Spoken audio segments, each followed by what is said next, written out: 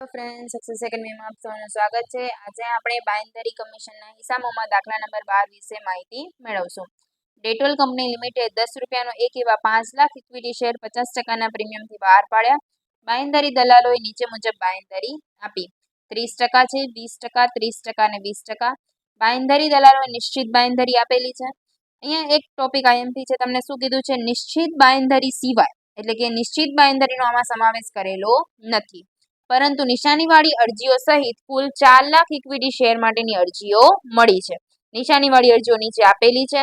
હવે અહીંયા એક ટોપિક છે કે જમા આપવામાં આવે કે જમા આપવામાં ન આવે, મોસ્ટ આઈએમપી છે, તમારે એને ધ્યાન રાખવું પડશે। શું કીધું છે? નિશ્ચિત બાંયધરી અંગે કોઈ રકમ જમા આપવામાં આવતી નથી। બાંયધરી દલાલોને 5% કમિશન આપવાનું છે। ચલો, એમાં તમને કીધું છે જવાબદારીનો પત્રક ને કંપનીના ચોપડે આમ નોંધ। ચલો શરૂઆત કરીએ આપણે। પહેલા જોઈ લઈએ શું કીધું છે આપણને। જમા આપવામાં આવતી નથી।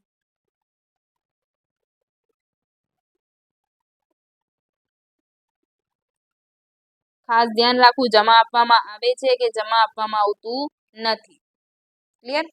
આપણે અગાઉના લેક્ચરમાં જોઈ ગયા છીએ કે કયું ફોર્મેટ આવે છે। પહેલા લખી નાખીએ શું આવે, તો કે જવાબદારી, કુલ જવાબદારી, એમાંથી શું માઇનસ કરવાનું હોય છે?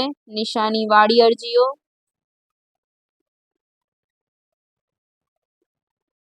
ત્યારબાદ શું કરવાનું હોય છે માઇનસ? તો કે નિશાની વગરની।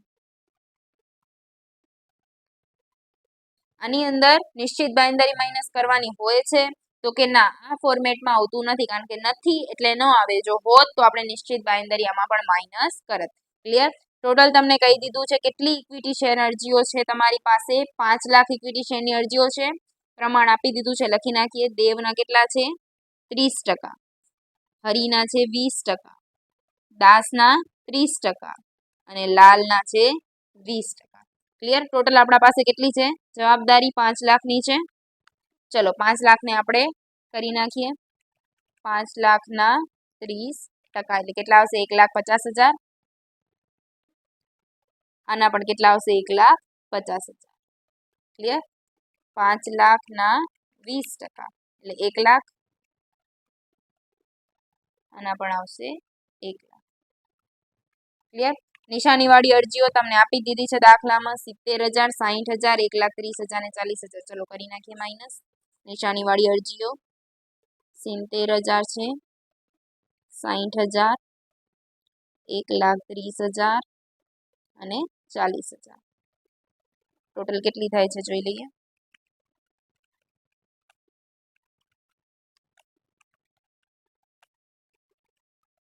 કેટલી આવે છે? 3 લાખ। ક્લિયર? કરી નાખીએ માઇનસ।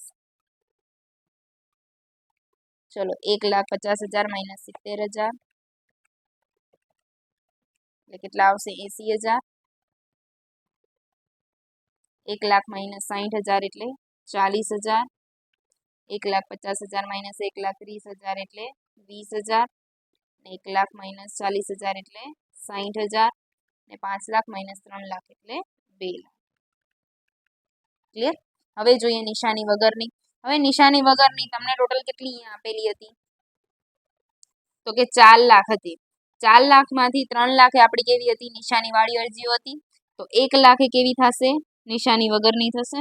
પણ એક પોઈન્ટ અહીંયા છે, અહીંયા શું કીધું? નિશ્ચિત બાંયધરી સિવાય છે, એટલે કે આમાં નિશ્ચિત બાંયધરી માઇનસ કરેલી જ છે ને એ તમને આપેલી છે, પણ આપણે એને માઇનસ કરવાની રહેતી નથી। એટલે આમાં ઇન્ક્લુડેડ આપણે શું કરી નાખવું પડશે? પ્લસ કરી નાખવું પડશે, કારણ કે અહીંયા સિવાય છે।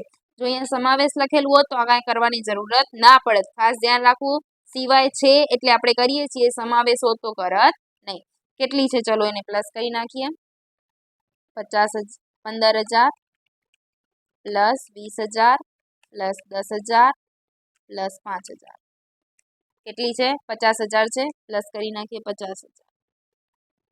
ક્લિયર? આ 1 લાખ શેના છે? તો કે 4 લાખ હતી ઇક્વિટી શેર અરજીઓ, એમાંથી 3 લાખ આપણે નિશાનીવાળી છે, તો 1 લાખ કેવી થશે? નિશાની વગરની। અને આમાં નિશ્ચિત બાંયધરી સિવાય આપેલું છે એટલે 50,000 એના પ્લસ કરી નાખ્યા, એટલે ટોટલ કેટલી મળી ગઈ? 1,50,000 મળી ગઈ। ચલો એને પ્રમાણમાં વહેંચણી કરી નાખીએ આપણે। 1,50,000 ના 30% એટલે કેટલા આવશે? 45,000। આ માઇનસ થશે 1,50,000 20 30,000. આમાં પણ આવશે 45,000 અને આમાં પણ આવશે 30,000. ક્લિયર? કરી નાખીએ માઇનસ 80,000 માઇનસ 45,000 કેટલા આવશે 35,000. 40,000 માઇનસ 30,000 એટલે 10,000. 20,000 માઇનસ 45,000 કેટલા આવશે માઇનસમાં 25,000 અને 60,000 માઇનસ 30,000 એટલે પ્લસમાં 30,000. 2 લાખ માઇનસ 1,50,000 એટલે કેટલા આવે 50,000. ક્લિયર? હવે આ માઇનસમાં છે તો એને શું કરવું પડે પ્લસમાં કરવો પડશે. કોણ છે દાસ, તો કરી નાખીએ પ્લસ દાસનો વધારો. કયા પ્રમાણમાં કરશું તો કે આનું 3 આનું 2 અને આનું પણ 2. ચલો 3/2/2 25,000 ગુણ્યા 3 ભાગ્યા 7 કેટલા આવશે 10,714 અને આવે છે 10,714. ત્યારબાદ 25,000 ગુણ્યા 2 ભાગ્યા 7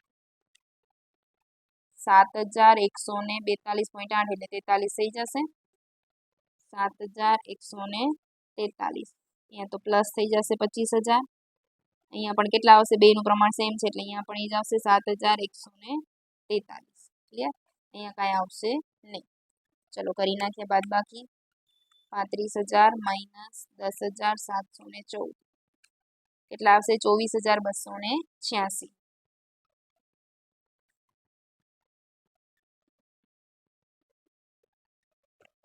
10,000 માઇનસ 7,143 2,857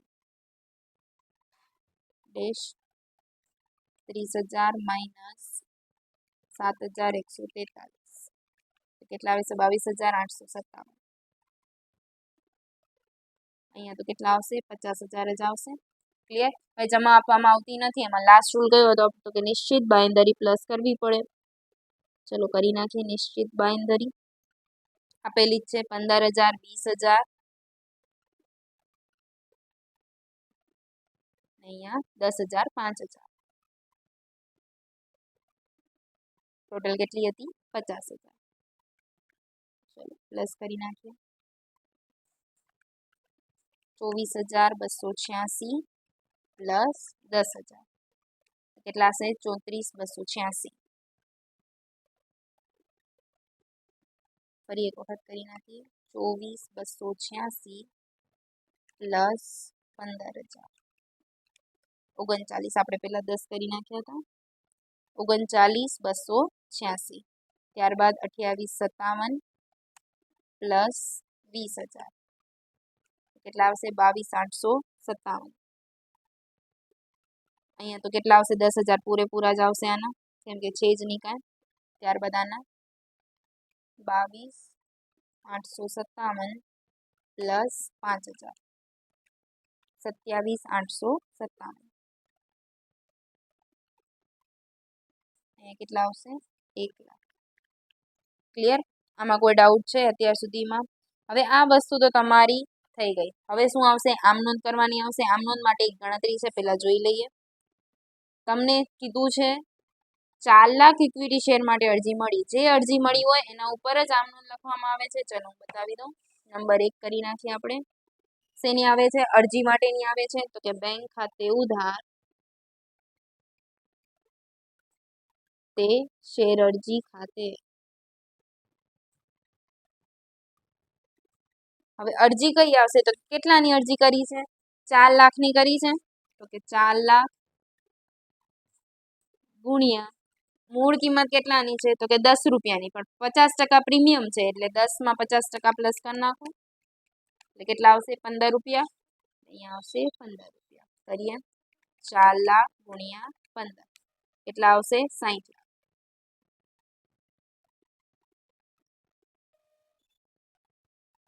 કેટલા આવે છે 60 લાખ. ક્લિયર? ત્યારબાદ બીજી આમ નોંધ કરીએ તો કે બીજી આમ નોંધ શું થાય તો કે શેર અરજી ખાતે ઉધાર તે શેર મૂડી ખાતે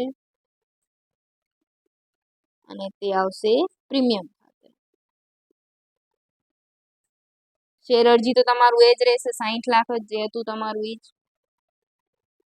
ત્યારબાદ શેર મૂડી એટલે કે ઓરિજિનલ, તો ઓરિજિનલ તમારું કેટલાનું હતું? 4 લાખ હતું ને 10 રૂપિયાનું એક હતું, એટલે કેટલા આવશે? 40 લાખ.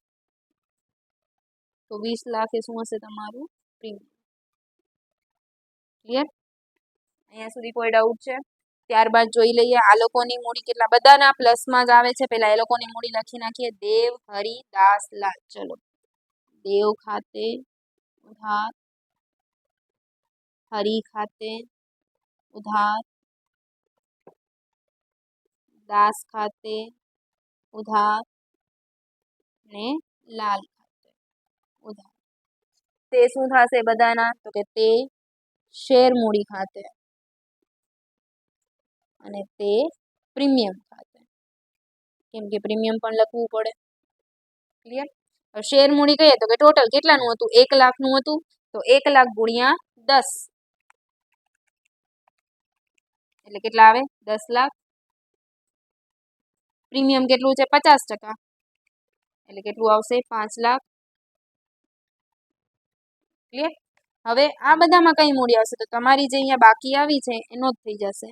આની આવી છે 39,286, 22,857, 10,000 અને 27,857.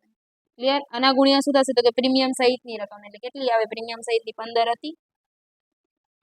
ચલો બધાનો ગુણાકાર કરી નાખીએ. 39,286 ગુણ્યા 15 એટલે કેટલી આવશે? 5,89,290. ક્લિયર? ત્યારબાદ 22,857 ગુણ્યા 15 આવશે 3,42,855. 10,000 ગુણ્યા 15 1,50,000. 27,857 ગુણ્યા 15 4,17,855. ક્લિયર? જોઈ લઈએ, સરવાળો કરીએ. Plus 1,50,000 plus 3,42,855 plus 5,89,290. કેટલા આવે છે? 15 લાખ આવે છે. 10 ને 5 15 લાખ. ક્લિયર? ત્યારબાદ ચોથી અમનોંધ. ચોથી અમનોંધ શેની કરવામાં આવે છે? કમિશનની. તો કે કમિશન ખાતે ઉધાર, તે ચારેયના નામ આમ કેમ કે ચારેયને કમિશન મળશે. તે દેવ ખાતે, તે હરિ ખાતે, તે દાસ ખાતે અને તે લાલ ખાતે. ક્લિયર? હવે કમિશન કઈ રીતે? તો કમિશન આપણને ખબર છે હંમેશા કઈ હોય? ઓરિજિનલ તમારી જે હશે એ જ વસ્તુ ઉપર મળાશે. જેટલી પણ ઇક્વિટી શેર બહાર પાડ્યા હશે એના ઉપર આવે છે. ચલો જોઈ લઈએ. બહાર પાડેલ ડાયરેક્ટ કરશો તો પણ ચાલશે. ચલો અહીંયા લખી નાખું. કેટલું છે? 5 લાખ છે, તો કે 5 લાખ ગુણ્યા કેટલા થશે? તો કે 10 રૂપિયાનું એક છે, એટલે કે 10 અને 50% પ્રીમિયમ છે, એટલે કેટલા આવશે? ડાયરેક્ટ 15 આવશે. તો 5 લાખ ગુણ્યા 15 એટલે કેટલા આવશે? 75 લાખ આવે. ક્લિયર? એના કેટલા ટકા કમિશન તમને કીધું છે? અહીંયા આપેલું છે. કેટલા ટકા કમિશન છે?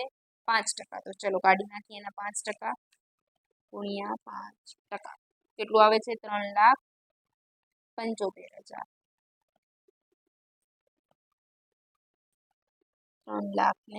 3,75,000. ક્લિયર? આ કમિશન તમને મળી ગયું. લખી નાખીએ આપણે.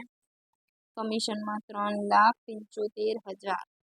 ક્લિયર? હવે આને કયા પ્રમાણમાં? તો ખબર જ છે આપણને 30%, 20%, 30% અને 20%. ક્લિયર? કરી નાખીએ ગણતરી. 3,75,000 30%. એટલે કેટલા આવશે? 11,2500. ત્યારબાદ 3,75,000 20%.